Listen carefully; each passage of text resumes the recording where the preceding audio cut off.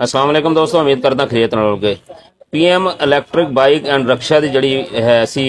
Scheme ਸੀ ਉਹਦੀ ਕੁਰਾਂ ਅੰਦਾਜ਼ੀ ਹੋ ਗਈ ਆ ਤੇ ਉਹਦੇ ਵਿੱਚ ਜਿਹੜੇ ਖੁਸ਼ ਨਸੀਬ ਨਿਕਲੇ ਨੇ ਉਹਨਾਂ ਤੇ ਬਹੁਤ ਬਹੁਤ ਮੁਬਾਰਕ ਹੋਵੇ ਤੇ ਜਿਨ੍ਹਾਂ ਲੋਕਾਂ ਨੇ ਇਹਨੂੰ ਚੈੱਕ ਕਰਨਾ ਹੈ ਵੀ ਕੁਰਾਂ ਅੰਦਾਜ਼ੀ 'ਚ ਉਹਨਾਂ ਦਾ ਨਾਮ ਆਇਆ ਜਾਂ ਨਹੀਂ ਆਇਆ, ਉਹ ਕੀ ਤਰੀਕਾਕਾਰ ਆ ਉਹ ਮੈਂ ਤੁਹਾਨੂੰ ਦੱਸ ਦਿੰਦਾ। ਤੁਸੀਂ ਇਹਦੀ ਜਿਹੜੀ ਪੀਐਮ ਦੀ ਜਿਹੜੀ ਵੈਬਸਾਈਟ ਸੀ ਇਲੈਕਟ੍ਰਿਕ ਬਾਈਕ ਵਾਸਤੇ ਜਾਂ ਰਕਸ਼ੇ ਵਾਸਤੇ pav.gov.pk ਇਸ ਤੇ ਜਾ ਕੇ ਆਪਣੀ ਜਿਹੜਾ ਨੀਚੇ ਮੈਂ ਦਿੱਤੀ ਆ ਸਕਰੀਨਸ਼ਾਟ ਨਾਲ ਸ਼ੇਅਰ ਕੀਤਾ ਆ ਉੱਤੇ ਆਪਣਾ ਸ਼ਨਾਖਤੀ ਕਾਰਡ ਨੰਬਰ ਲਿਖੋਗੇ, ਨੀਚੇ ਜਿਹੜਾ ਕੈਪਚਾ ਕੋਡ ਇੰਟਰ ਕਰੋਗੇ ਤੇ ਸਬਮਿਟ ਕਰਨ ਤੋਂ ਬਾਅਦ ਜਿਹੜਾ ਰਿਜ਼ਲਟ ਆਏਗਾ ਉਹ ਤੁਹਾਡੇ ਕੋਲ ਆ ਜਾਏਗਾ।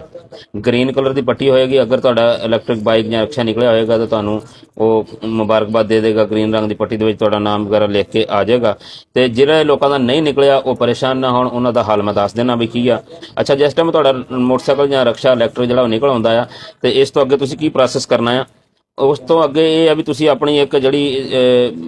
ਤੁਹਾਡੀ ਪਸੰਦ ਦੀ ਮੋਟਰਸਾਈਕਲ ਸੀ ਜਾਂ ਲੋਡਰ ਸੀ ਜਾਂ ਆਟੋ ਰਕਸ਼ਾ ਸੀ, ਉਹ ਜਿਹੜਾ ਵੀ ਤੁਸੀਂ ਪਸੰਦ ਕਰਨਾ ਹੈ ਉਹਨੂੰ ਕਲਿੱਕ ਕਰੋਗੇ ਤੇ ਉਹਦੀ ਜਿਹੜੀ ਮਹਾਨਾ ਕਿਸ਼ਤ ਆ ਉਹ ਮੈਂ ਤੁਹਾਨੂੰ ਦੱਸ ਦਿੰਦਾ ਆ। ਜਿਹੜੀ ਈ ਬਾਈਕ ਆ ਉਹਦੀ 10,000 ਤੋਂ ਲੈ ਕੇ 12,000 ਰੁਪਏ ਤੱਕ ਮਹੀਨਾ ਕਿਸ਼ਤ ਆ ਤੇ ਜਿਹੜਾ ਰਕਸ਼ਾ ਆਮ ਆ ਸਵਾਰੀਆਂ ਵਾਲਾ ਉਹਦੀ 15,000 ਤੋਂ 18,000 ਰੁਪਏ ਕਿਸ਼ਤ ਆ ਤੇ ਜਿਹੜਾ ਹੈ ਲੋਡਰ ਰਕਸ਼ਾ ਉਹਦੀ 18,000 ਤੋਂ 22,000 ਰੁਪਏ ਜਿਹੜੀ ਆ ਉਹ ਇਹਦੀ ਕਿਸ਼ਤ ਬਣੇਗੀ। ਅੱਛਾ ਜੀ, ਇਸ ਦਾ ਮੁੰਤਖਬ ਹੋਣ ਤੋਂ ਬਾਅਦ ਜਿਹੜਾ ਤਰੀਕਾਕਾਰ ਆ ਉਹ ਆਪਣੀ ਜਿਹੜੀ ਤੁਹਾਡੀ ਦਸਤਾਵੇਜ਼ਾਤ ਨੇ, ਸ਼ਨਾਖਤੀ ਕਾਰਡ, ਆਮਦਨੀ ਦਾ ਸਬੂਤ ਆ, ਗਰੰਟਰ ਆ, ਇਹਦੀ ਤਫਸੀਲਾਤ ਜਿਹੜੀਆਂ ਤੁਸੀਂ ਜਮ੍ਹਾਂ ਕਰਾਉਣੀਆਂ ਨੇ ਹੁਣ ਤੇ ਇਸ ਤੋਂ ਬਾਅਦ ਤੁਸੀਂ ਜਿਹੜਾ ਆ ਉਹ ਅਗਲੇ ਮਰਹਲੇ ਦੇ ਵਿੱਚ ਸ਼ਾਮਲ ਹੋ ਕੇ ਆਪਣੀ ਡਾਊਨ ਪੇਮੈਂਟ ਜਿਹੜੀ ਆ ਉਹ ਲਵਾ ਕੇ ਤੇ ਆਪਣੀ ਗੱਡੀ ਜਿਹੜੀ ਆ ਉਹ ਜਿੱਥੇ ਤੁਹਾਨੂੰ ਦੱਸਿਆ ਜਾਏਗਾ ਉੱਥੋਂ ਹਾਸਲ ਕਰ ਸਕਦੇ ਜੇ। ਅੱਛਾ, ਜਿਹੜੇ ਲੋਕ ਮੁੰਤਖਬ ਨਹੀਂ ਹੋ ਸਕੇ, ਜਿਨ੍ਹਾਂ ਦਾ ਕੁਰਾਨਦਾਜ਼ੀ 'ਚ ਨਾਮ ਨਹੀਂ ਆਇਆ, ਹੁਕੂਮਤ ਨੇ ਉਹਨਾਂ ਨੂੰ ਤਸੱਲੀ ਦਿੱਤੀ ਆ ਵੀ ਤੁਸੀਂ ਇੰਤਜ਼ਾਰ ਕਰੋ, ਜਿਹੜੀ ਅਗਲੀ ਕੁਰਾਨਦਾਜ਼ੀ ਹੋਏਗੀ ਜਾਂ ਅਗਲੀ ਜਿਹੜੀ ਵੀ ਸਕੀਮ ਆਏਗੀ ਉਹਦੇ ਵਿੱਚ ਇਹ ਦਰਖਾਸਤਾਂ ਜਿਹੜੀਆਂ ਨੇ ਉਹ ਤੁਹਾਡੇ ਕੰਮ ਆ ਜਾਣਗੀਆਂ। ਇਹਨਾਂ ਦਰਖਾਸਤਾਂ ਨੂੰ ਤਰਜੀਹ ਦਿੱਤੀ ਜਾਏਗੀ।